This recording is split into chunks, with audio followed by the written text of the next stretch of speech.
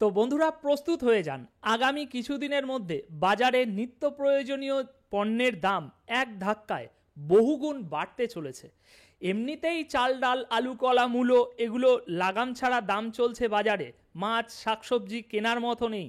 তাছাড়াও এখন এই চাল ডাল আলু কলা বাদে নিত্য প্রয়োজনীয় আরও ৬৫টা পণ্যের দাম বাড়ানোর সিদ্ধান্ত নিয়েছে এই অন্তর্বর্তী সরকারের প্রধান। আসুন বন্ধুরা আপনাদেরকে দেখাই আজকের এই বিশেষ খবরটা।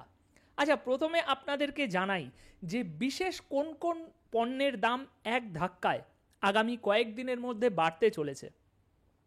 বন্ধুরা, এই পণ্যগুলোর মধ্যে রয়েছে ওষুধ, গুঁড়ো দুধ, বিস্কুট, লজেন্স, ফলমূল, সাবান, মিষ্টি, আপনার মোবাইলে কথা বলা, ইন্টারনেট ব্যবহার, হোটেল রেস্তোরাঁয় যে খাবার খেতে যাবেন সেখানেও দাম বাড়বে, জীবন রক্ষাকারী ওষুধ, এলপি গ্যাস, গুঁড়ো দুধ, বিস্কুট, আচার, tomato ketchup, cigarette, juice, tissue paper, ফলমূল, সাবান, ডিটারজেন্ট পাউডার, মিষ্টি, চপ্পল, বিমানের টিকিট, এরকম মোট ৬৫টা পণ্যের দাম ইতিমধ্যেই বাড়ানোর সিদ্ধান্ত নিয়েছে অন্তর্বর্তী সরকার। এবার এখানে প্রশ্ন আসে যে হঠাৎ করে কেন এরকম দাম বাড়ানোর সিদ্ধান্ত নিল। কারণ বন্ধুরা, এখানে বলা হচ্ছে যে আন্তর্জাতিক মুদ্রা তহবিল IMF-এর চাপে পড়ে এই ইউনূস সরকার এখন হঠাৎই সমস্ত জিনিসের দাম বাড়িয়ে দিচ্ছে।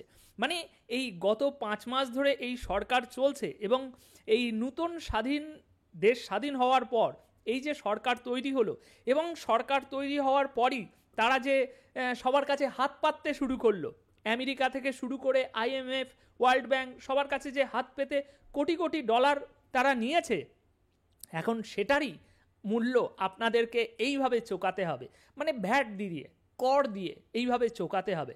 এখন এই যে কোটি কোটি ডলার IMF থেকে ইউনূস সরকার নিয়েছে, সেই কোটি কোটি ডলার দিয়ে তারা দেশে জনগণের জন্য কি উন্নতি এনেছে বা দেশে কি উন্নয়ন করেছে সেটা আমরা এখনো দেখতে পাইনি। কিন্তু তার আগেই আমাদেরকে সেই যে টাকাটা নেওয়া হয়েছে তার মূল্য চোকানো শুরু হয়ে গিয়েছে। অর্থাৎ আজকের থেকে একটু চেষ্টা করুন যে আপনার উপার্জনটা আরও একটু যাতে বেড়ে যায়।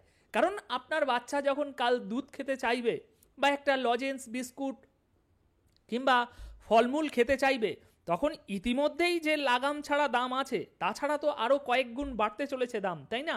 সুতরাং আপনার যে উপার্জন সেটা তো বাড়াতেই হবে, কারণ জিনিসের দাম বেড়ে গিয়েছে, তো আপনার উপার্জনও তো তাহলে বাড়াতে হবে। তাছাড়া আপনার বাড়িতে যদি বয়স্ক বাবা মা থাকে যাদের একটা মাসিক ওষুধের খরচ থাকে, এখানে যেমন বলা হচ্ছে জীবন রক্ষাকারী ওষুধ, তো সেই ওষুধেরও দাম বাড়ছে। সুতরাং উপার্জন একটু বাড়ানো শুরু করে দিন, নইলে সংসার চালানো মুশকিল হয়ে যাবে। তো এই হচ্ছে বর্তমান জনগণের দেশের উন্নয়নের সরকার।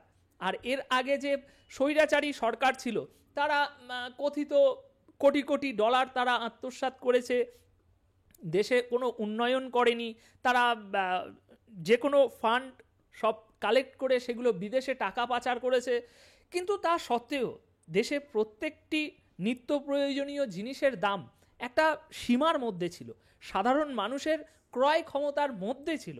কিন্তু এই জনগণের সরকার, এই বৈষম্য বিরোধী সরকার আসার মাত্র 5 মাসের মধ্যেই দেখতে পাচ্ছেন তো ইতিমধ্যেই লাগাম ছাড়া দাম, তার উপরে আবার দাম বাড়ানো শুরু হয়ে গিয়েছে। আর এখানে আরেকটা জিনিস এখানে লক্ষ্য করুন, এখানে বলা হচ্ছে যে বাজেটের আগেই এসব পণ্য ও সেবার দাম বাড়তে চলেছে। কিন্তু এখানে একটা বিষয় লক্ষ্য করুন, নাম না প্রকাশ করার শর্তে NBR-এর ঊর্ধ্বতন এক কর্মকর্তা বলেছেন, সাধারণত বাজেটের সময়ই এই কর বা ভ্যাট বাড়ানো কমানোর সিদ্ধান্ত নেওয়া হয়, এর বাইরে খুব একটা করা হয় না। কিন্তু মজার ব্যাপার দেখুন, বাজেট এখনো বহু দূরে, যে বাজেট পেশ করবে সেটা এখনো বহু দূরে, বাজেট পেশ করার আগেই দাম বাড়িয়ে দেওয়া হচ্ছে। এবং সেই NBR-এর কর্মকর্তাই কি বলছে, যে সাধারণত বাজেটের সময়ই এই সব সিদ্ধান্তগুলো নেওয়া হয়, এর বাইরে নেওয়া হয় না। কিন্তু হঠাৎই এখন এই ইউনূস সরকার বাজেটের আগেই সিদ্ধান্ত নিয়ে ফেলেছে জিনিসের দাম বাড়ানোর। কারণ তারা ইতিমধ্যেই বুঝে গিয়েছে যে আমাদের তো সময় ফুরিয়ে এসেছে, খুব শীঘ্রই আমাকে তো দেশ ছেড়ে পালাতে হবে। সুতরাং যতটা যা দেশের জনগণের থেকে চুষে নেওয়া যায়, তো সেই জন্যই এই কাজটা করছে। তাছাড়া মূল্যস্ফীতির ঊর্ধ্বমুখী প্রবণতার কারণে এবার তো তা করার তেমন কোনো কারণও নেই, সেই কর্মকর্তা বলছে। মানে বাজারে এমনি জিনিসপত্রের দাম যেমন লাগাম ছাড়া, তার জন্য তো এরকমভাবে জিনিসের দাম বাড়ানোর কোনো প্রশ্নই আসে না, তিনি বলতে চাইছেন। কিন্তু তা সত্ত্বেও নিত্য প্রয়োজনীয় জিনিসের দাম এখন হু হু করে আরও একবার বাড়তে চলেছে। এখানে দেখুন, বিশ্লেষকরা আশঙ্কা করছে এই বাড়তি ভ্যাট আরোপে জনগণের জন্য অনেকটা মূল্যস্ফীতিতে আগুনে ঘি ঢালার মতো হবে।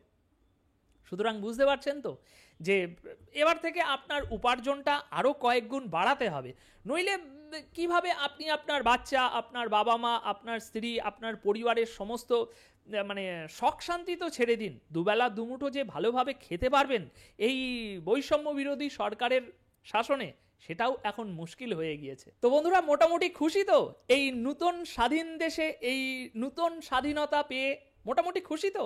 এখন থেকে যখন আপনার বাচ্চা এক প্যাকেট বিস্কুট খেতে চাইবে বা একটা চকলেট খেতে চাইবে, দরকার হলে বলবেন, যদি পয়সা না থাকে 1 গ্লাস নতুন স্বাধীনতা দেবেন, ওটা ধুয়ে, এই নতুন স্বাধীনতা ধুয়ে 1 গ্লাস জল খেয়ে নেবে, তাতেই কাজ হয়ে যাবে আশা করি। কারণ জিনিসের দাম তো দেখতে পাচ্ছেন কিভাবে আস্তে আস্তে বাড়ছে, এবং এটা আরও বাড়বে। বাজেটের আগেই এরকম দাম বাড়িয়ে দেওয়া হয়েছে, সুতরাং বাজেট যখন পেশ করা হবে তখন তো আরও এক দফা জিনিসের দাম বাড়ানো হবে। তো এই বিষয়ে আপনাদের কি মতামত কমেন্ট বক্সে অবশ্যই জানিয়ে যাবেন। ধন্যবাদ সকলকে।